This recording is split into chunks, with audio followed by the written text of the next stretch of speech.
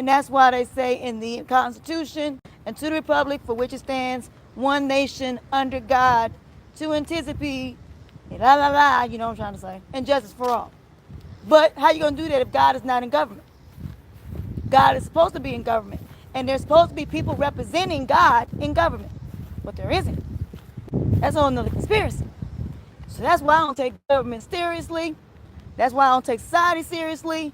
Because when they took government, when they took religion out of government, I stopped taking it seriously. Because I am a Catholic, and no Catholic has ever been elected president, the real issues in this campaign have been obscured, perhaps deliberately, in some quarters less responsible than this. So it is apparently necessary for me to state once again, not what kind of church I believe in, for that should be important only to me, but what kind of America I believe in.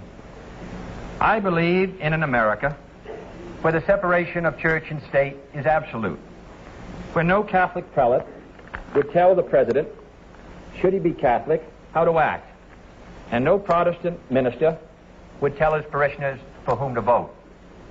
Where no church or church school is granted any public funds or political preference, and where no man is denied public office merely because his religion differs from the president who might appoint him or the people who might elect him.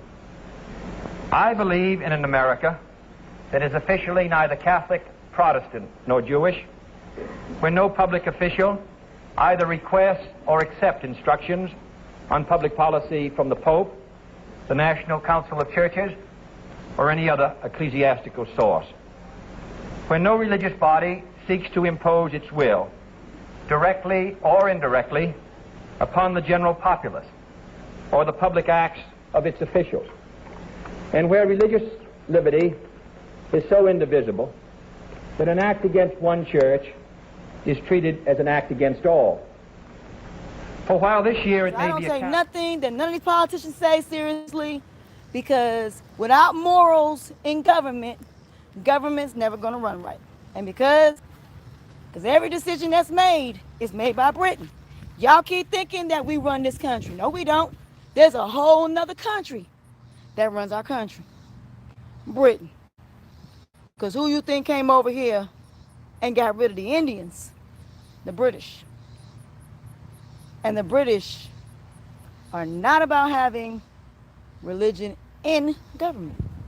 Welcome to the United Kingdom and a whole lot more, explained by me, CGP Grey. The United Kingdom, England, Great Britain, are these three the same place? Are they different places? Do British people secretly laugh at those who use the terms incorrectly? Who knows the answers to these questions? I do, and I'm going to tell you right now.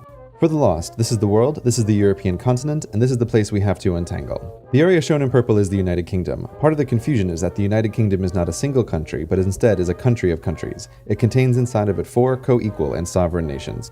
The first of these is England, shown here in red. England is often confused with the United Kingdom as a whole because it's the largest and most populous of the nations and contains the de facto capital city, London. To the north is Scotland, shown in blue, and to the west is Wales, shown in white. And, often forgotten even by those who live in the United Kingdom, is Northern Ireland, shown in orange. Each country has a local term for the population. While you can call them all British, it's not recommended as the 4 countries generally don't like each other. The Northern Irish, Scottish, and Welsh regard the English as slave-driving colonial masters, no matter that all 3 have their own devolved parliaments and are allowed to vote on English laws despite the reverse not being true, and the English generally guard the rest as rural yokels who spend too much time with their sheep. However, as the 4 constituent countries don't have their own passports, they are all British citizens, like it or not. They are British citizens of the United Kingdom, whose full name, by the way, is the United Kingdom of Great Britain and Northern Ireland. So where's Great Britain hiding? Right here. The area covered in black is Great Britain. Unlike England, Scotland, Wales, and Northern Ireland, Great Britain is a geographical rather than a political term. Great Britain is the largest island among the British Isles. Within the United Kingdom, the term Great Britain is often used to refer to England, Scotland, and Wales alone, with the intentional exclusion of Northern Ireland. This is mostly, but not completely true, as all 3 constituent countries have islands that are not part of Great Britain, such as the Isle of Wight, part of England, the Welsh Isle of Anglesey, the Scottish Hebrides, the Shetland Islands, the Auckland Islands, and the Islands of the Clyde. The second biggest island in the British Isles is Ireland. It's worth noting at this point that Ireland is not a country. Like Great Britain, is a geographical, not political term. The island of Ireland contains on it two countries, Northern Ireland, which we have already discussed, and the Republic of Ireland. When people say they are Irish, they are referring to the Republic of Ireland, which is a separate country from the United Kingdom. However, both the Republic of Ireland and the United Kingdom are members of the European Union, even though England in particular likes to pretend that it's an island in the mid-Atlantic rather than 50 kilometers off the coast of France. But that's a story for another time. To review, the two largest islands in the British Isles are Ireland and Great Britain. Ireland has on it two countries, the Republic of Ireland and Northern Ireland, while Great Britain mostly contains three, England, Scotland, and Wales. These last three, when combined with Northern Ireland, form the United Kingdom. There are still many unanswered questions, such as why